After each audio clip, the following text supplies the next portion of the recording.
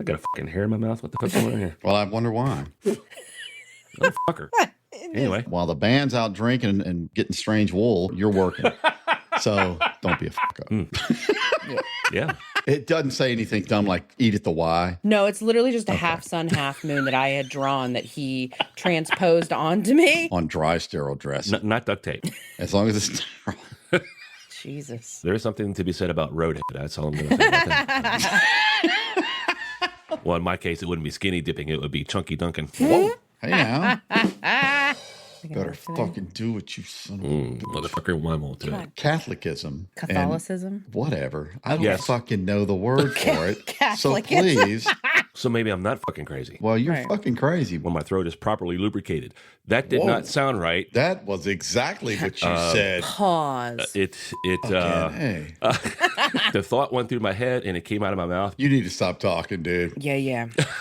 Not for nothing, Jake, Jesus. but I'm here to help. I'm Jake Jacobs. This is Sammie. This is the Don. And you're listening to What the Fuck?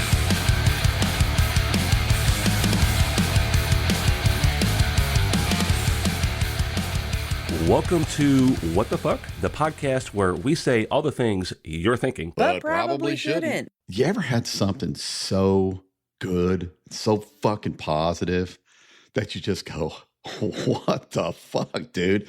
I get to do this every day, or I live here.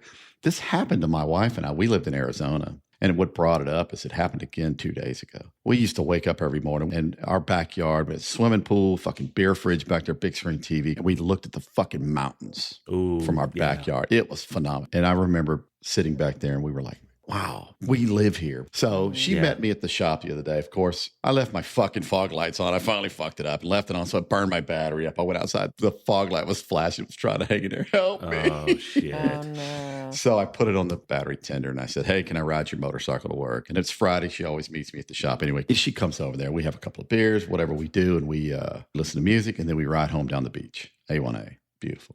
So she shoots me this thing and she says, look at this Cajun restaurant that just opened up. The owner's from New Orleans. So let's go check it out. Anyway, she came over, listened to some great tunes. It's a blues player, dude. This guy was tearing ass. We took off. Beautiful sunny day, not a cloud in the sky. And we sat down in front right on the Atlantic Ocean at this Cajun restaurant. I'm eating crawfish and gumbo. And she's eating these fucking Cajun shrimp. And we're looking out at this fucking glassy ocean. Atlantic Ocean is perfect. The sun's perfect. The temperature's perfect. Everything is. We're like, what the fuck? How did this happen to us? Yeah. You know, we get to live here. But the point is, it can also be something very positive. And for those of you in the field out there in our awesome audience, we hold each other up. You know, this is our therapy. And positivity breeds positivity. We know that. But sometimes we just like to shit talk. And we shit talk each other worse than anything else. And we don't give a fuck. And I just thought I wanted to bring that up. You know, heckling has been going on for a long time. Like, comedians have been dealing with hecklers. But it's also, it's funny when it ties into it and it's like just like a little sprinkle here and there of like to add to the comedy of it. But when you're just being annoying to be annoying, it's not funny if anymore. the performer plays off of you, right? Right. Otherwise, shut the fuck up.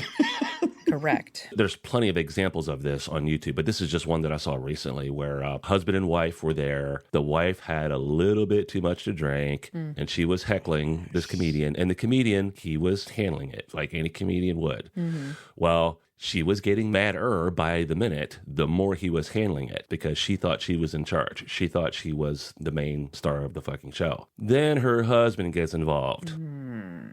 And her husband says, move along, move on to your next joke. Tell your wife to shut the fuck up. The comedian just stood there and he's like, I'm not saying another fucking word until security kicks these two motherfuckers out because I don't fucking play that bullshit. I would have done the same thing. And they got kicked out. I would have been like, oh, you want to act like a child? Guess what? You're going to get treated like you are one. not the director of my fucking comedy show. So if you're getting mad because your wife is drunk, if she's heckling me and I'm handling my business and she's getting mad at that, that's your fucking problem. Sounds like you got some issues too, bitch. Why would you go to a comedy show and like angry instigate something like that? Like, right. I don't understand it. You went with an agenda to that. That was just unfucking caught. Move on to your next joke. No, sorry. Well, I actually witnessed this one time for real. I went to Zany's Comedy Club here in Nashville, Don. Yep. Do you remember Tim Wilson? I do. So Tim Wilson was a comedian. Yep. He did a stand-up act, but he also recorded songs. But the songs were comedy songs. And, so kind of like Bo Burnham, like what he does. I think you and I were at that show together. We were at one of those shows together with Tim. It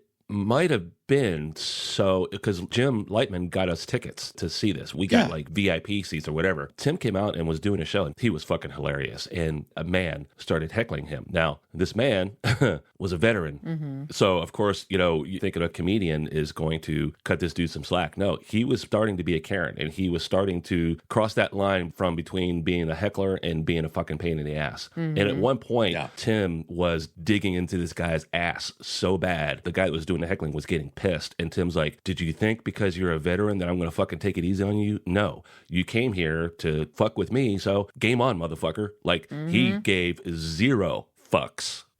As he should. Nobody's immune. And this is what these people do for a living, right? People have some fucking gall, man. People are experts in their own mind a lot of times. The legend in their own mind, Thinking they're like masters of like everything. And you're like, no. I'm a big fan of comedic intellect. If you want to hear the truth, go listen to an intelligent comedian or somebody who's speaking in terms of world facts and views. Those motherfuckers are smart, and you're going to have a real hard time out negotiating them, so to speak, or out funnying them. It's a free country, freedom of speech, right? It's true. Yes, there is freedom of speech. However, you go to a comedy club, you add alcohol to that freedom of speech, and you decide that you're going to inject your main character syndrome into the comedy show, and you get torn apart. Don't cry about it, because when they tear your ass apart, there's no freedom of speech at that point. Freedom of speech, our First Amendment, reminding the government that they cannot limit your speech, even if that speech is a hate speech. That is still freedom of speech, and say things against the government. That's freedom of speech. So what I say to Jake has nothing to do with freedom of speech. If I go to a comedy club and I'm yapping, that has nothing to do with free speech in a political sense. But freedom of speech has never exempted anyone from the resultant retort. So yes, you fuck around. Part of the process of fucking around, as we know, is finding out. You gonna find out. Fafo. So fuck around and find out, basically. I just had a real time what the fuck happened just outside the window. This is how shit happens, right? So it has been raining since early this morning, and it was raining when we started recording. And my street is a haven for people walking their dogs, walking their kids. A couple of minutes ago, I don't know if you saw me look over and make a face, but this dude was walking his dog with the baby. I'm assuming there was a baby in the stroller, and it was pouring down, raining, enough to where the dog was stopping like every couple inches to shake the water off. And I'm like, I'm all about walking the kid and walking the dog. But when you left your house for whatever neighborhood that you're in, it was either raining or looked like it was going to rain. And now you have your kid and your dog in that pouring rain. They're going to be soaked. I at least thought, what the fuck? Hopefully it's not like a legit infant, because I don't know. It was a stroller, so that's all I know. Real time, what the fuck happens? Oh my God. Listen, that's lit, Jake. No cap. So lit. Maybe that's that was that dude's flex. So I'll just wait until you start getting the Gen Alphas that come in saying that's so Ohio. What the skibbity? Yeah, that's fucking low key. I don't know what half that shit means. That's low key slinging shade, baby.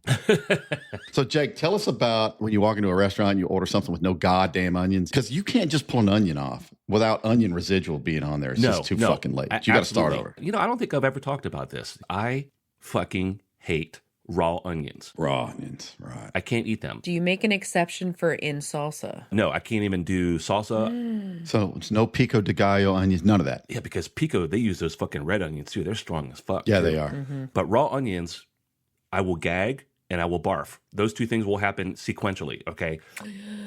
Damn, Jake. However, I can eat them if they're cooked. So you'll eat them slimy, but not raw. Okay. Is it a texture thing? No, it's because there's a different texture between a raw onion and a cooked onion, right? It's the acidity in a raw onion that will just make me sick. I can't do it. No, I can eat a raw radish, which is a very close relative to the onion. Very super close. I'm fine with radishes, but some people are going to be like, well, why don't you just do a Vidalia onion? It's the same thing. It's something in the genetic makeup of onions in general that they all share that you can't have. So if I go to a burger place, Don and I's favorite burger place is Burger King. If you order a Whopper or a double Whopper, and if you don't tell them anything to change on it, it will come with onions, lettuce, tomatoes, mayo, the whole 9 yards, right?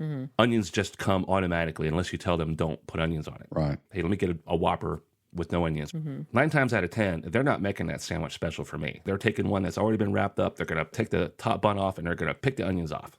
That's what they do. You can argue with me all day long, but that's what they do. I've had it happen to me enough times where I order no onions, and the first bite, I can still taste the onion because that onion leaves a flavor trail behind that is unmistakable. And I will gag and I will take the sandwich back and I'll be like, make me another goddamn sandwich. This time, don't pick the onions off. Just put it together with no fucking onions. Oh, yeah. I'm getting animated now because how fucking hard is it to just make a sandwich, assemble it, without onions. And then the part 2 to that is a lot of these places have these vegetables that they use for their sandwiches. Subway, burger places, okay?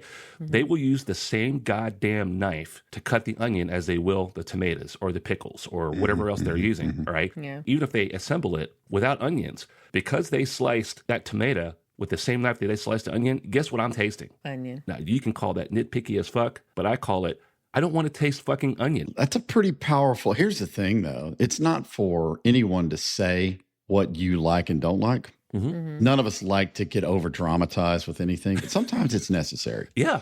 Right. When you walk in there and say, listen, guys, it's kind of like peanut allergies. If you say you have a peanut allergy, when you buy a plane ticket, they remove peanuts for everybody. I mean, there is not a peanut on the plane. Yeah.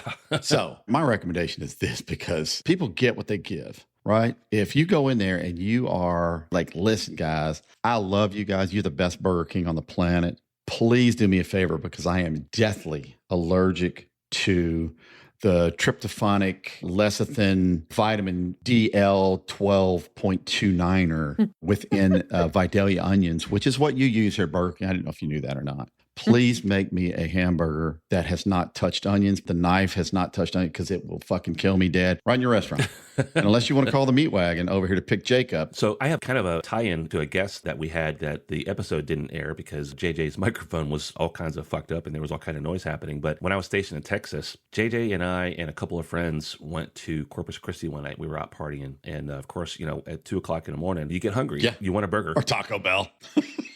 So we went to Whataburger and I ordered a double and I said no onions. So we all get our food and we drove back to the club that we were at because the club was still open. It was like one of those after hours clubs. And I bit into this fucking burger. First fucking bite. Like they didn't even try to take the onions off. They were still on there. It's like I think there was like fucking slabs of them. fucking onions on there. Ew. They probably heard me say no onions and they're probably like, fuck this guy, right? So I bit into it and I literally just fucking yacked. Like I leaned out the fucking door and fucking yacked. JJ was so fucking pissed. JJ said, Jake, get back in the fucking car. She got behind the wheel and drove back to the fucking Whataburger. And they're open like 24/7. She walked in there and she fucking threw it at him. She's like, what part of fucking no onions? She fucking lit them up. If JJ had gone any further with it, they probably would have called the cops on us. I mean, they gave me another burger and it didn't have onions on it, but it probably had fucking spit and fucking pubes. And accidentally hit the floor a couple times before it made it onto the bun.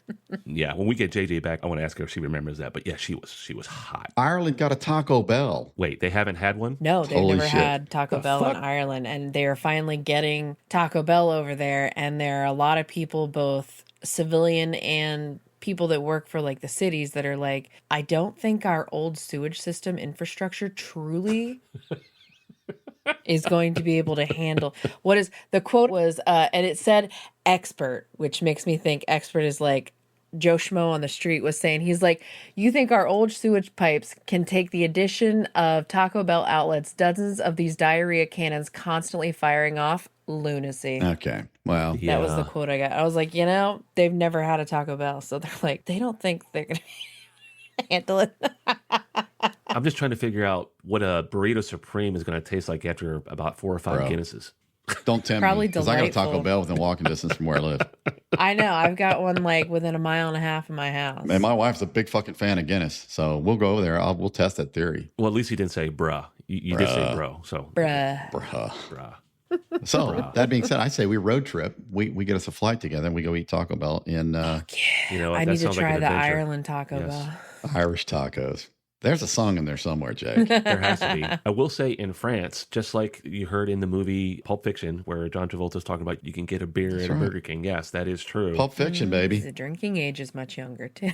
I went to a Burger King in Dubai, which is a magnificent city. Oh my God. Oh, yes. And this it Burger is. King was inside of a mall, and this mall was like 3 times the size of the Mall of America. It's just amazing. I went in there, and it had been a couple months since I had had a Whopper. So I went in there, and I'm like, I just want double Whopper with cheese, no onions. I got that Whopper, and it was the best fucking Whopper I ever had in my fucking life. And they didn't put any onions on it, and it tasted good. It tasted like a Whopper from the States. It didn't taste any fucking different. The reason I like Burger King here is because it's beef, never frozen, blah, blah, blah. A couple of years ago, I used to be not political, but anti against a certain party or a certain someone. And I used to get really stressed out about that shit because I was allowing something to affect me that I had no control of. Anything that I would say or any argument that I would have with anybody, it was just a waste of my time and breath and energy, to the point where I actually just had to let it go. And I literally just stopped watching the news. There is such a thing called fake news.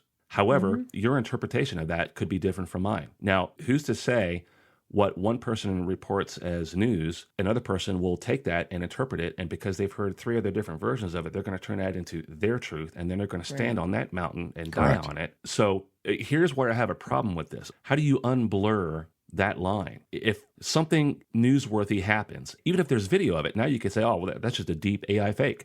So how do you know now if something is presented to you as news or something is presented to you as fact and have citations behind it or have things behind it that could potentially prove the validity of it? But yet all it takes is one fucking keyboard warrior to say, that's fake news.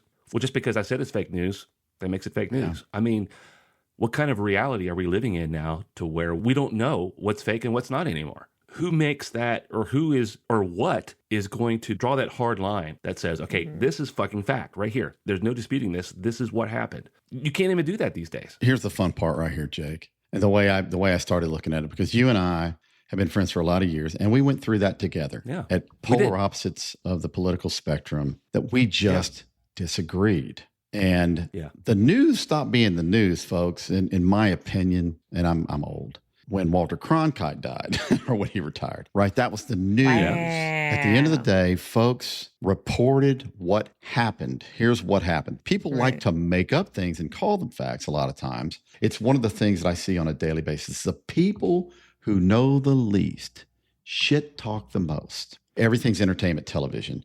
The things on TikTok, YouTube, all these different things. I go down rabbit holes like everybody else. And I try to learn things about the things that affect me. And you pick and choose some of those things. And then you find ways to, you find the facts in there somehow. How do you do that? Like, I know what does and does not spike my blood sugar.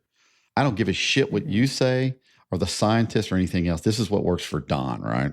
That becomes my fact. You can have people get real hardcore. And I know that we've been through this together before, and even in opposition, but remain friends because we're smarter than the average bear, I think.